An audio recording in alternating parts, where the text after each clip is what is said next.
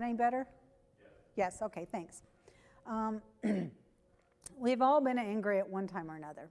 Every one of us, can't say we haven't. And I can remember my mother, when I was a kid, we were in our bedrooms, and I heard her yelling at my dad. She was mad, and she probably had right to be, because my dad was spent money on farm machinery, and we hardly had enough food to eat, and she was worried. She was just worried out of her head, and I heard them going back and forth about how they thought the money should be spent. And my dad bought a lot of farm machinery, and my mother just didn't approve. And she felt we couldn't afford it. But the thing is, I learned that behavior. I learned that from my mother.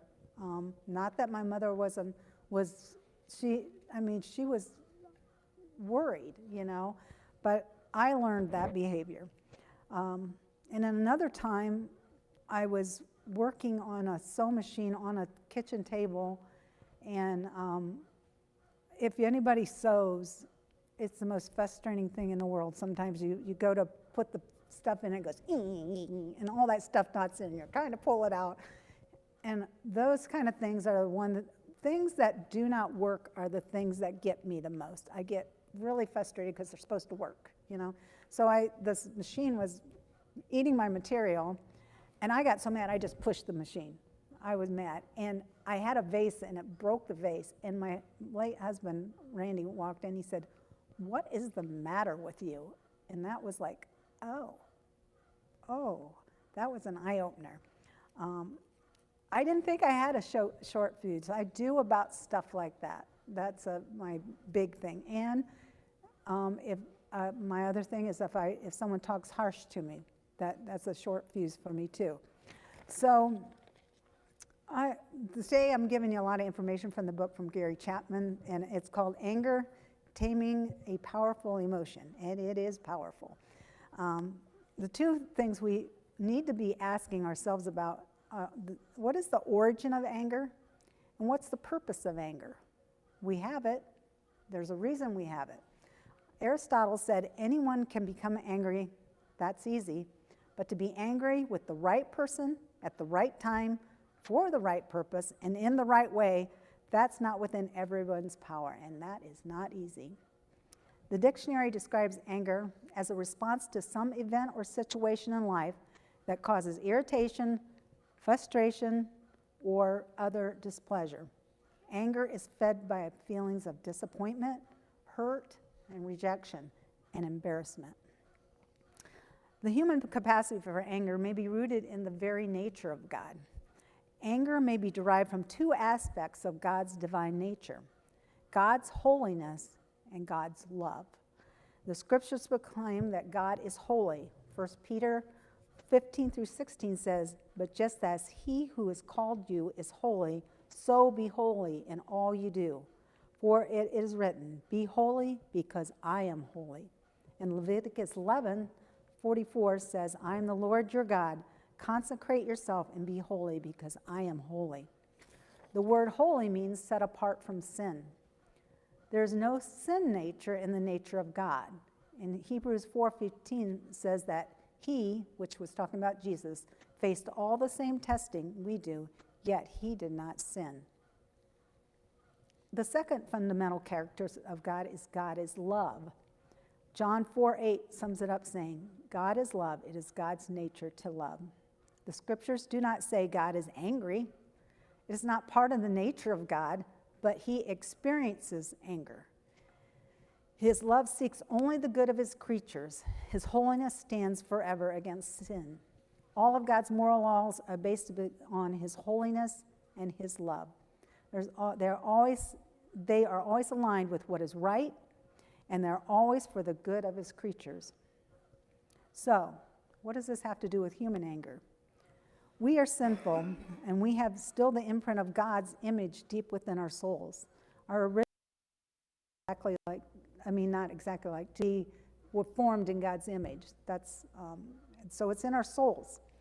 And if you have a bunch of little kids here, and what I did at Cecil, when I did the children's sermon, we talked about what's fair. And boy, kids know that's not fair. They know that. And fairness is embedded in our souls. We want fairness. Anger, then, is a common emotion that arises when we encounter something that we perceive to be wrong. Let's say someone cuts you off in traffic. Someone doesn't use a turn signal. You've been wronged. The computer's not working right. There's mine. And you're mad because the computer should have worked. It's supposed to work. That's what they're supposed to do. Someone at work doesn't do their fair share of the work, and they dump on you. Or it makes you angry. It's an injustice, and rightly so. Anger is evidence of our needs for justice, righteousness, and fairness. If we cease to experience anger, we lose our moral concern, and the best have to have if someone's not getting fed for some reason, and as a church we step up because someone's not getting fed. That's not fair. We want to make it right. Anger is designed by God to motivate us to take constructive action in the face of wrongdoing or when faced injustice. The answer to anger is designed to motivate us to take positive action when we encounter injustice. Jesus was angry in two separate incidences that I know of in the Bible, but these are two that I'm going to bring out. One incident, which everybody knows, when he drove out the merchants from the temple that were taking advantage of people who wanted to purchase a sacrifice to God for the remission of their sins. It was totally inappropriate for the temple of God. Jesus was angry because his Father's house was a house of prayer, and the merchants were all about making an exorbitant amount of money on people that had to come in from another place. They couldn't bring their sacrifice, so they had to purchase one. So they were making all this money off of these people, and the people didn't have the money to pay for something to be able to worship God. So that angered Jesus.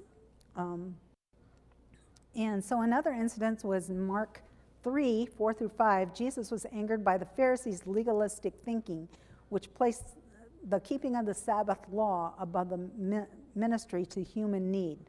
Jesus wanted to heal man, but they were more interested in religious observances than the human ministry. So, God's response to anger is clear, is to always take a loving action to seek and stop evil and redeem the evildoer. Sometimes, there are times when our anger is valid. Maybe a spouse cheated on you, or someone took something that wasn't theirs and didn't think anything about it, totally disregarded your feelings. There are times when we just want to lose it, and let loose on that person. We need to ask yourself, is our response positive? Do we have the potential for dealing with the wrong and healing the relationship? And two, is my response loving? Is it designed for the benefit of that person whom I am angry? When dealing with valid anger, we need to do a few conscious things to try to help us deal with that anger. One, you need to acknowledge I'm angry. Some people won't even acknowledge that they're mad about something. No, I'm not angry. They won't even acknowledge it. Sometimes you have to say to yourself, I am angry. There's a reason. I'm angry. There's an injustice. I'm angry. Then you need to decide what you're going to do about the anger. You need to work in your mind in steps that you're going to take to deal with that anger. If you try to restrain from responding immediately, because when you're like me, I want to deal with the issue, I want to get it over with, and I want it done. But sometimes when we react in that way, it's not pleasing to God. My mouth goes before I think, and then you open and make it worse. So if we have time to filter our response and think about how we respond, we can save ourselves a lot of grief later. And sometimes the other response that someone does is the opposite of me, is just, I'm not going to talk. I'm done. You've ever been a spouse that I'm not going to talk, I'm not going to say anything? And some of that is they don't want to make things worse, which is probably once in a while they're not going to talk to them. So you really can't do that completely. That can be as bad as venting. So you locate the focus of your anger. What did that person do or say to make you angry? And ask yourself if the action I want to take is going to help to make it better or is it going to make it worse? Sometimes it's just not worth going to bat over. May just be a misunderstanding. You have two different people, they look at things differently, and sometimes it's just not worth it. But you need to analyze your options. Is the action I'm taking potential of helping that situation? Is it going to help? You know, and Mike and I always go through this. It's all in the delivery. It's all in the delivery on how you say something. You know, you can say, you really made me mad, and that made me angry, and it's you. And you say, I think we have a misunderstanding. Maybe we can work this out. Doesn't that sound so much better than just popping off and being really angry? So that's a real big thing. And then if you take constructing action, like I said, do it gently. Listen to the explanation of that other person. Russ and I go through this. Russ said, I didn't mean to say that. Well, this is the way I took it. Well, it's not what I said. You know, we go through back and forth over that. So sometimes how we respond isn't what that person thought it was. If it isn't going to work out, and sometimes you just have to let it go, and then you pray about it, and you have to give it to God, which is hard because you keep wanting to take it back again. We're mad. Anger can be sinful if we decide to take it into a level that's not God's level. As we read in the story of Moses, he was angry. He was rightly so angry. Here these people had been going through the promised land. You know, they parted the Red Sea. They had, you know, God saved them from being killed by the Egyptians. You know, when he sent the plagues and everything, they were pretty much taken care of, you know, and he led them out there and everything, and they were whining, you know. What's God going to do for me? And he was mad. He's provided. Look what he's been faithful at, and he was mad. And and God told Moses to speak to the rock for the water to come out for the people when the water came. But Moses was mad, and he hit the rock. Not once, but twice. He hit it. He was so angry, and God knew it. And this was the disobedience part for him. God told him specifically to speak to the rock. The act of disobedience caused him not to be able to go into the promised land. And the Bible tells us to be angry and do not sin, and do not let the sun go down on your anger. It doesn't mean the problem's solved, but it means that we have to give it to God and not allow our hearts to seek revenge in a way.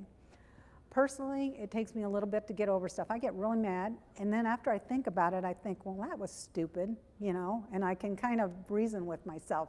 Not everybody's that same way.